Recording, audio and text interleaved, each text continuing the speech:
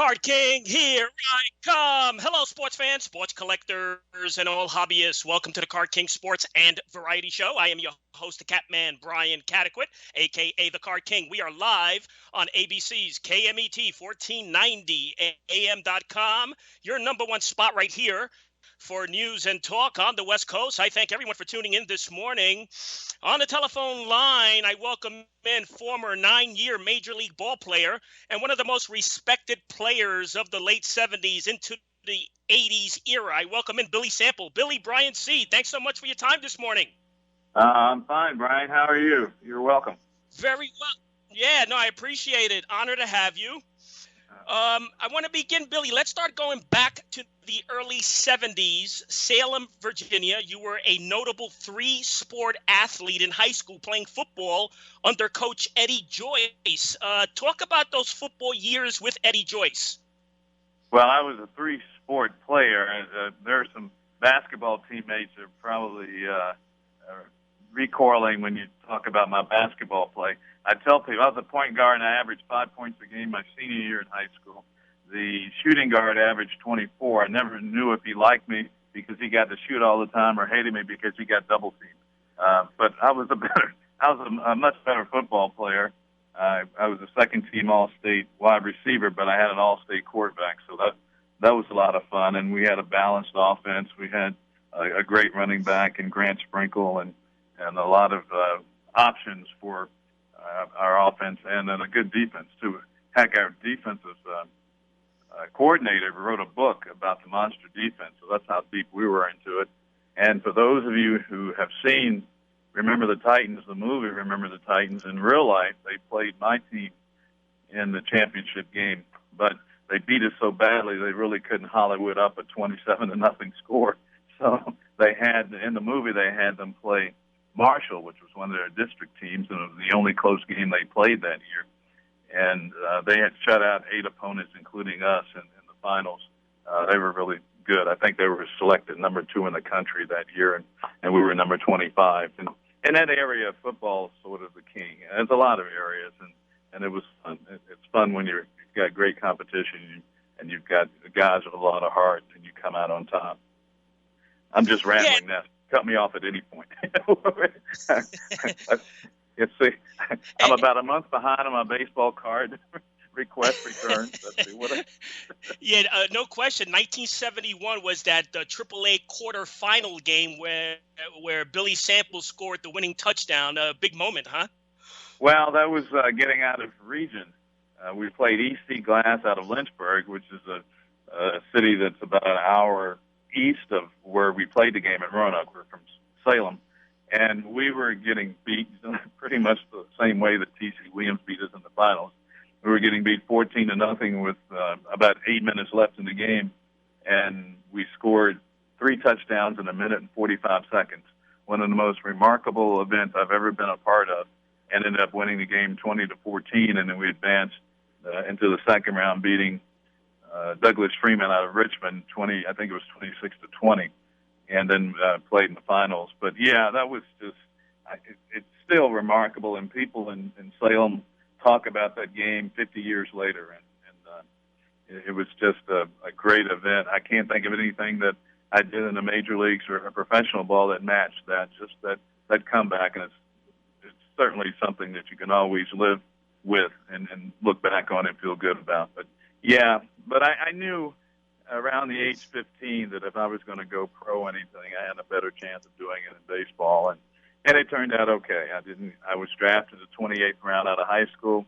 I told the scout I didn't know they had that many rounds, and he could hear my disappointment over the phone. And at the time there were 24 teams, and he said, "Well, Bill, 23 of the teams passed over you 27 times."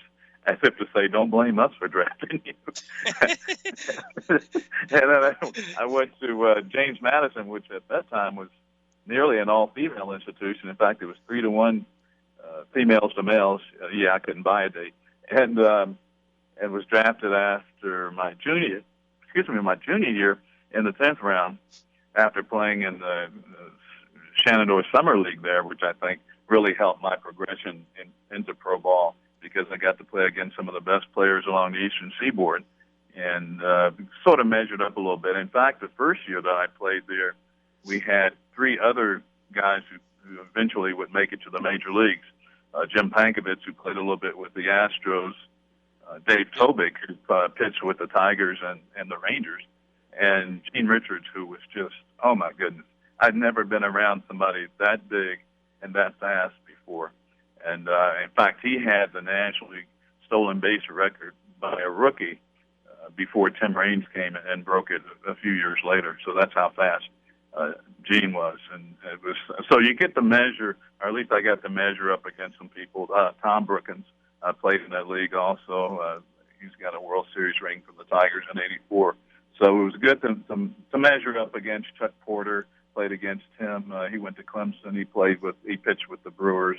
A number of other players too. But for people to sacrifice, to try to get better, sacrifice their summers to get better, and play against the best competition on the Eastern Seaboard, you had to want it, and you had to succeed with those people. Although I should say that in high school in American Legion Ball, I did play against two pitchers who made it to the major leagues. Ken Clay out of Lynchburg, he was a second-round pick of the Yankees, and played against him in American Legion Ball. And also Al Holland, who was out of Roanoke, and he could really rush the ball up to the plate. I don't believe he was drafted out of high school or college, which is just phenomenal, or not phenomenal, but just head-scratching that a guy who threw that hard didn't get a better look. But he made up for it once he got to the big leagues. He was the 1983 Fireman of the Year with the Philadelphia Phillies when they went to the World Series against the Orioles. So he could rush it up there. So it was good. I got to play against good competition in all the sports, and it makes you better. At least you know how you measure up against some of the people you're going to play against at the big league level. Now, Billy, when you attended the college, it was called Madison College. Now it's called James Madison University, right? Yeah, they gave us the option when I was graduating. I could have either one on the diploma, and I picked the latter. They were just changing. They were going from college to the university right around the mid-'70s. And you played 3 years at Madison College before being drafted by the Rangers in '76. Let's go back there for a little bit. Did you realize the Rangers were interested in you? How did you come to know that you would be drafted, you were being scouted? Well, were there rumors circulating the campus? Yeah, Brian. By that time, I had already been drafted out of high school by the Rangers. It was the same scout, Joe Branzell, the late great Joe Branzell. So I knew that I was sort of when I didn't sign out of high school, I knew that I was one of those draft and follow kind of guys. And I don't think Joe felt that out of high school that I should have signed anyway. And I think he figured I would get a little stronger and a little more mature body-wise after going to college. Because I'm thinking now, when I first saw the slider, a good slider, it really changed my whole mental makeup. And to have seen that as an 18-year-older playing against 21 and 22-year-old pitchers, I might have been overmatched at the time, as I thought I was the first year in the Valley League when I saw the slider. So at least it gave me some more training where I was protected. I think sometimes if I had gone to rookie ball and scuffle, then maybe I wouldn't have had a career out of it. But I think it ended the way that I wanted it to. I couldn't ask for. I figured after I was drafted, I'd give myself 3 years, maybe 4, to see if I made it to the majors, and if I didn't by then I would have gone on to work on something else. Although I don't know what I would have done with a BS in psychology, but I would have gone on to another profession. But it turned out okay. And I think the Valley League, the Collegiate Summer League, really helped. Well, I also want to remind our audience that Billy Sample was the first player drafted out of JMU, first player to make it to pro ball, and you're a Hall of Famer of the school. Yes. Actually, I was the first, the player. I was the oldest, the first one to come along. But I had 6 other teammates to sign pro contracts. Todd Winterfelder, center fielder, Fod Toole, center fielder, made it to AAA with the Mets. J.W. Mitchell, a shortstop, clutch-hitting shortstop, made it to AAA with the Cubs. Jim Barb, our first baseman, made it to AA with the Rangers. Mike Lacasse was a teammate of Cal Ripken Jr. and the Orioles organization. Roger Lee and Tim Simonis played independent ball. So our coach at the time, who just passed away, Brad Babcock, he was a great recruiter. And as I said earlier, for a school that was an all-female institution, I think the baseball program was only 4 years old by the time we got there, I got there. To have recruited players like that was really impressive. And in fact, then JMU went on in 1983 after they got rid of people like me who weren't hitting in the clutch. They went on to the College World Series in 1983, and they were the first team from Virginia to do that. Later, the University of Virginia came along and did it, but they did a lot in a short amount of time. Ron Carrier, our president, was really good in backing the athletics, the male athletic program, and big in baseball too. So that really helped. But yeah, we did a lot in a short amount of time, and I'm pleased to be a part of it. And I think now more people know it for football. And Hall of Famer Charles Haley went there. All-Pro Gary Clark went there. Scott Norwood, the kicker, went there in the early days. And again, they always had a good female athletic program, but to have the males progress so quickly, I think is a lot goes out to the people in charge. Dean Ehlers, the athletic director, was big and instrumental in putting JMU on the map. We're talking with former major leaguer and sports personality Billy Sample. Billy, I'm going through some of your statistics here. 76 drafted number 10 by the Rangers, and it seems like you immediately dominated in the Rangers Florida State League, batting .382 that year. So you must have been seeing your eyes must have been very well hitting the ball that year. Yeah, I went into one slump, and there was a guy. Oh, geez, I wish I could remember his name right now. I'll remember it after I get off the air. But gave me a little advice. He was an umpire, and he said, not the umpire in the league, but just an umpire who was a baseball fan. And he said that he was reading something from Tom Weiskopf, the golfer. And he said that when he was making contact with the ball, he could take a snapshot of it. And I think what it really did was just let me keep my head on the ball a little bit longer. Maybe I was pulling off of it or something. But, yeah, 382 led the league. We won the league, the Gulf Coast League. And Joe Klein, who was the assistant farm director, their farm directors back then, came down to manage the team. He wanted to see the prospects that he had drafted. And the Royals were there. We shared a complex with the Kansas City Royals. And the Royals, under Jose Martinez, their manager, ran and ran. Brian, they ran so much and ran and ran. I don't know how they had any energy left for the games, because we would work out in the morning and play the games at noon or play the games at 1. And it was tough enough because we had a good workout as well, but they ran all the time. And one time, Joe looked at them running. They would run sort of in like a army or marine people running around the complexes. And Joe said, "I don't believe that baseball's a sprint, but we'll see." And I know what he meant when he said, "We'll see." We'll see how we match up against them. And we played them 9 times, and they had some good players. Ken Phelps, who played in the major leagues for quite some time, he was on the team. We beat them 7 out of 9. I was not doing all that running.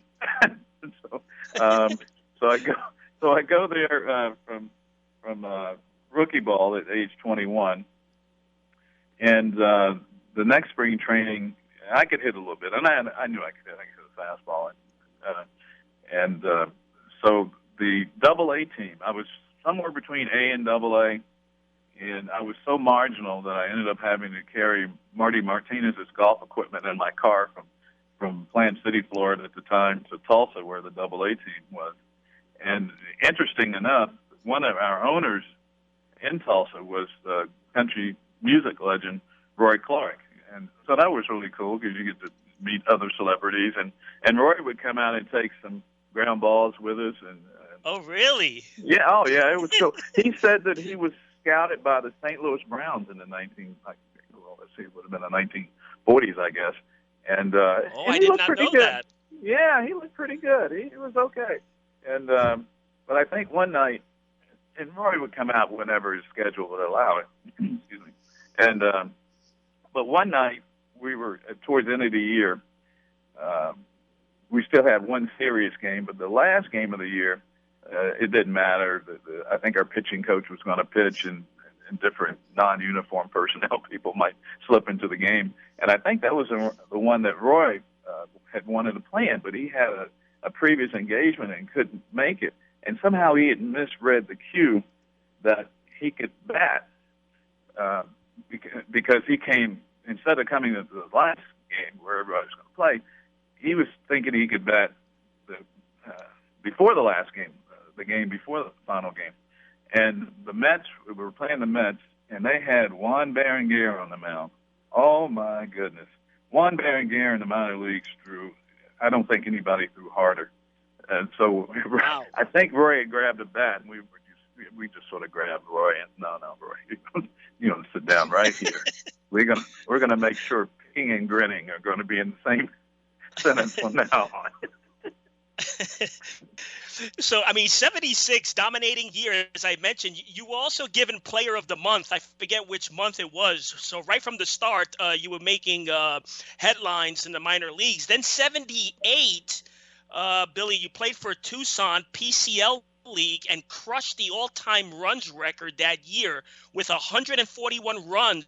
I believe a record which still holds. Well, sometimes I realize just how nondescript my big league career was when you're bringing up minor league things. But yeah, it was 141. We had a 308 team batting average. Did not play a 500 ball. Welcome to the PCL. But we had oh my goodness, we had some guys who could hit. Pat Putnam was on the team. Keith Smith, who had a little bit of big league time, was on the team. Rusty Torres had a little big league time before that, and after that was on the team. We had LaRue Washington, Mike Boucher. We had really good players. So I have to give them a lot. Gary Gray was on the team. I have to give them a lot as well. Nelson Norman was a fine defensive shortstop. So I have to give them a lot of credit because if I'm scoring 141 times, I only steal 20-some bases, and somebody's driving me in.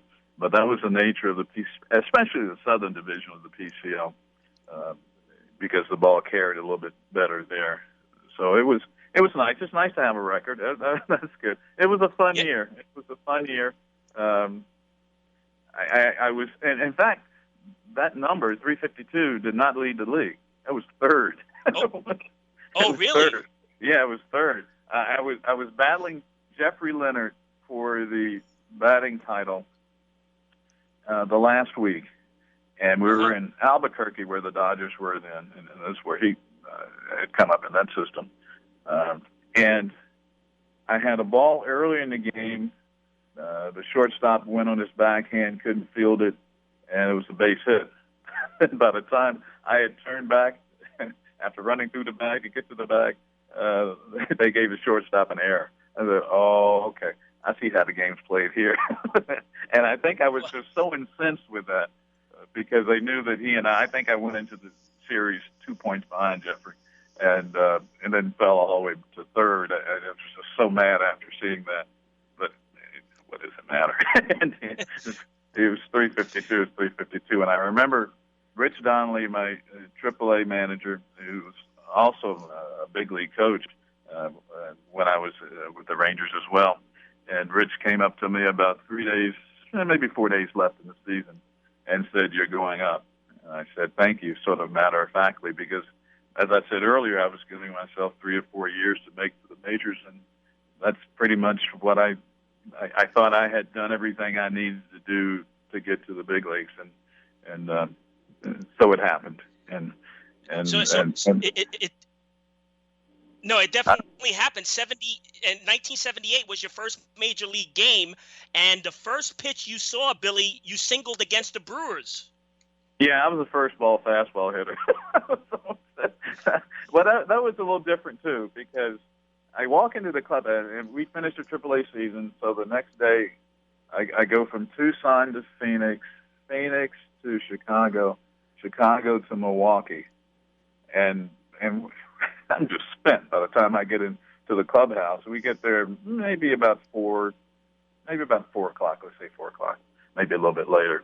And I'm walking into the clubhouse, and the lineup card's up, and it says Sample 4. And I thought, okay, well, I didn't think I was going to play right away, but that's okay. We were 5.5 games out at the time.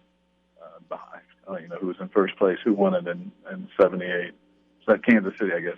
And but what alarmed me was it said 4, and I still haven't. Meaning I was playing second base, and I still have the Texas League record for most errors by a second baseman. I burned that glove. I don't even think I had an infielder's glove, and they switched me back to the outfield in the middle of my AA season. And so I'm a little nervous about this because I don't want to play second base in the big leagues. And just before the game, I remember as we were loosening up, Richie Sis came up to me and sort of in an avuncular way said, it's just like AAA. It's just trying to calm me a little bit. And it was nice of him to do that. And maybe 5 minutes before the game, Billy Hunter, who was the manager at the time, he called me over and explained to me why I was leading off and playing second base, because they felt that we were facing left-handed Jerry Augustine, and they felt, I guess, the coaching staff that Bump Wills, the regular second baseman, was struggling a little bit from his right side, Bump being a switch hitter, and they wanted to give him one less at bat from the right side. So that's why, no matter what I did, Bump was going to go in and play second base. So sure enough, Augustine throws a sinking fastball. I drive it in the right center field, and actually Sixto Lescano, the right fielder, got a glove on the ball with a dive. Didn't come up with it, so there I am on first base with my big Cheshire cat-eating grin, and here comes Bump to pitch run for me. I have no idea what Bob Uecker, who's doing the Brewers broadcast, thought was going on.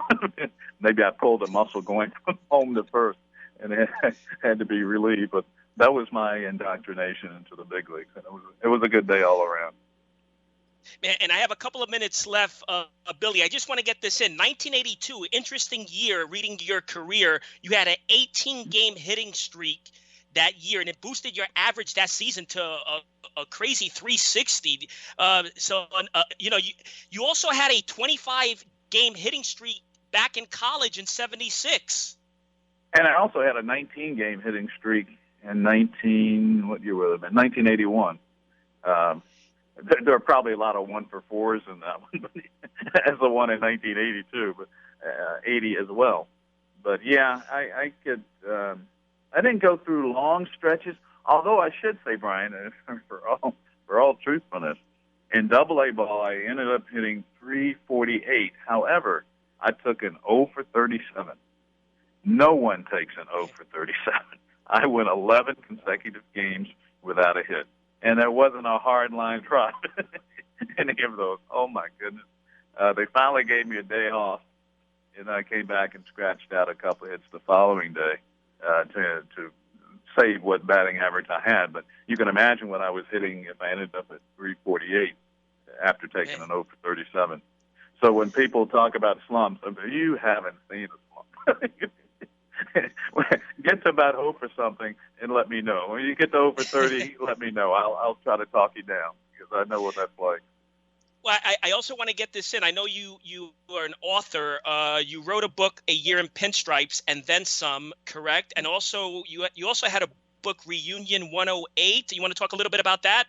Actually, the Reunion 108 is a movie, and you can still get it off of Amazon or its IMDb page, Internet Movie Database page. If you'd like, I have to warn everybody, you can download it from there, but it's a strong R. It's a locker room, clubhouse kind of movie. Had a lot of fun doing it. We had 4 ex-players in it. Fernando Perez, who stole a base in the 2008 World Series, Rays against the Phillies. He's in it, and he was just a delight. And it was a fun shoot.